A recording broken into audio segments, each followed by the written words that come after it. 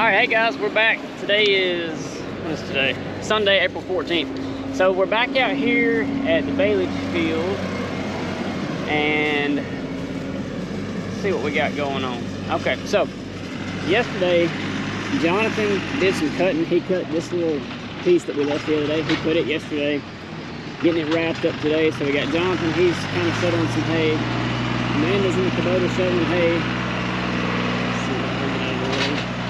Bob and Grant are down there. Grant's baling, Bob is shoveling hay as well. We got Whit wrapping. Now, we had to get this stuff up because, if y'all can tell by the ground, this gentleman, he's about to plant corn out here, row crop corn. So he's been subsoiling everything all the way out into the back there. So we had to get this hay out of the way. That way, it's, you know, he can get through here and do what he needs to do, because it's, you know, it's getting about time for planting season. He needs to get that seed in the ground. So, excuse me. What we've done here, kind of getting these bales lined up to where all Whit has to do is pull forward, and it just makes it a whole lot easier on him. Now, a lot of folks last year, they were saying that we needed a tube wrapper, and we understand that tube wrappers do have their uses. The reason that we have this trailed wrapper is so we can move it to all of our different fields, and we can actually leave this baleage here throughout the hay season and haul it home in the winter instead of having to haul it to our place, wrap it there. It just kind of takes one step out of it. That way in the wintertime, when we're not really doing any hay or anything, you know, we can get me or Jonathan or whoever come in here, get a load or two a day to get it back to our place. It just takes a lot of stress off us because we're in a time crunch. So right here, where we're putting all this hay at, they had a bunch of chicken litter stored right there, so he's not really going to be able to plant that anyway. So that's kind of why we've got all the hay staged up, kind of like we do. And Whit's having some issues out of this net wrapper. Wrap keep tearing or something. Yeah, I think we got a little high humidity and maybe a little bad wrap. I think this wrap's got some bad spots in it or something. Been fighting with it all morning. So he's doing humidity can mess it up sometimes, makes everything real sticky. And that's why he's putting that baby powder on there. We did the same thing on our baler just to help things kind of run a little bit smoother and slide on through. I'm going to show y'all.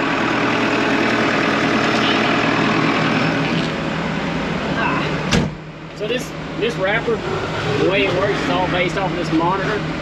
And basically, once you get it going, you just hit a play button. Every time you pull up, that arm will pick the bale up and have it ready. And when that one gets done wrapping, it'll dump it and go to the next, and you just keep pulling forward. That's kind of how we end up getting these lines like this. So everybody's pretty much rocking and rolling. I'm probably going to go hop in the tractor with Grant real quick and show y'all the baler. His kind of point of view. It looks like he's broke down or something. I'm not really sure what he's doing. He got the gate open. So everything's running pretty smooth though. We got enough people here. We're gonna definitely knock this field out this evening. I think there's another 50 acres across the road we got to get to. So yeah, it's kind of going on. Everybody's just kind of filling in. You know, when I'm not holding the camera, I'll give Jonathan a break or Bob a break or whoever, or somebody needs to go home. We're just kind of filling in and out. Y'all can see all the wrap they're going through. The doggone rolls have been messing up. So he's back at it now. So let me go catch up with Grant or somebody, and I'll pick the camera back up.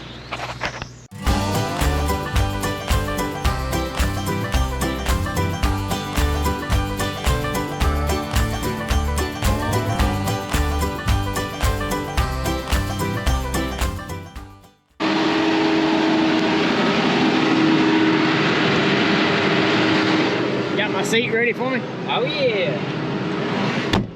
How's she rolling? Rolling good. Going real nice. Yeah. What I'll take here.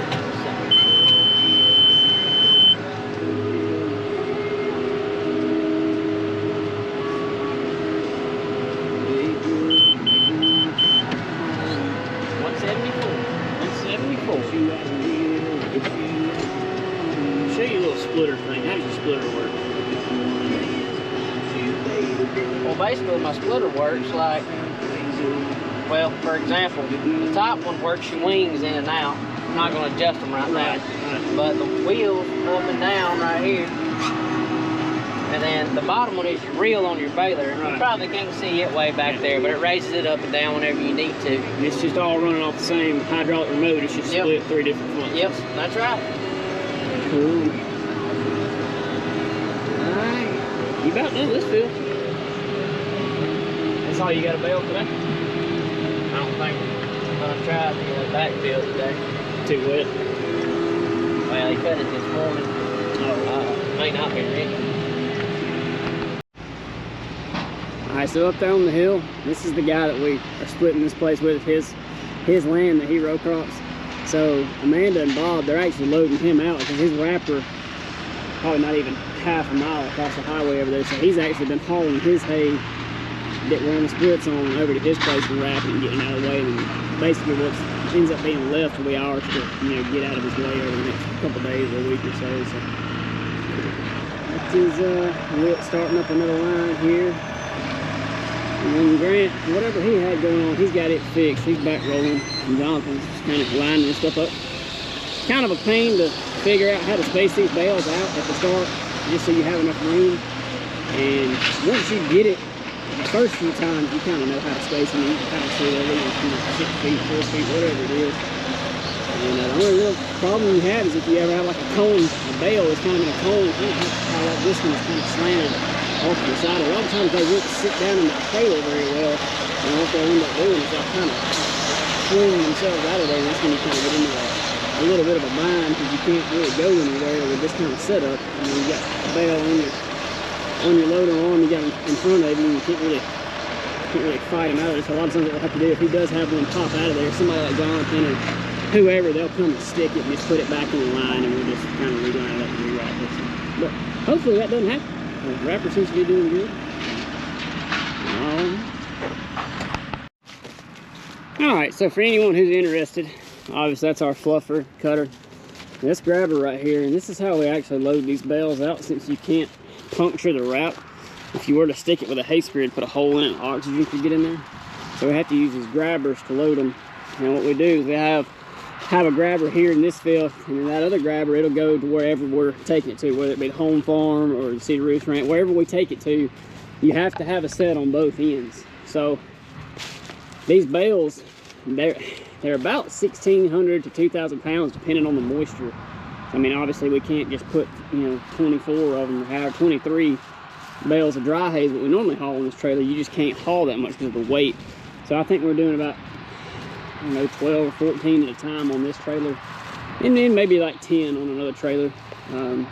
So we'll have all this staged out to where, if you're just by yourself, you'll be able to load yourself here and also be able to unload somewhere else. And last year we did try the hay spear. We would stick it and then put a piece of duct tape over it. It works, but this is definitely a lot more efficient. And we only had the one grabber last year, and now that we've got two, it works a lot better for us. So anyway, that's how we get it loaded out.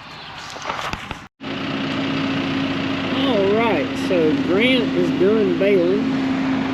They've got all the baleage lined up to be wrapped. Whit's still wrapping. Clay's loading his trailer. Jonathan's about to take that bale hauler off. And then we're going to take that one off of Bob's tractor too. We need to get the fluffer hooked back up. They're going to go back to cutting in the morning.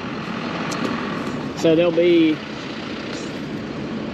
let's see. Imagine Whit will be cutting in the morning, and then somebody's going to fluff the back field back there. Maybe a man, I'm not really sure. Yeah, pretty much. And this field's done, aside from hauling, obviously.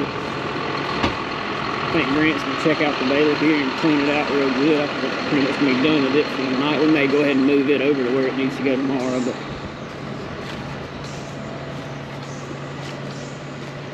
what's think there, Grant? Whew.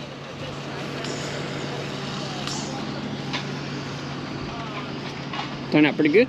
Oh yeah. Real good.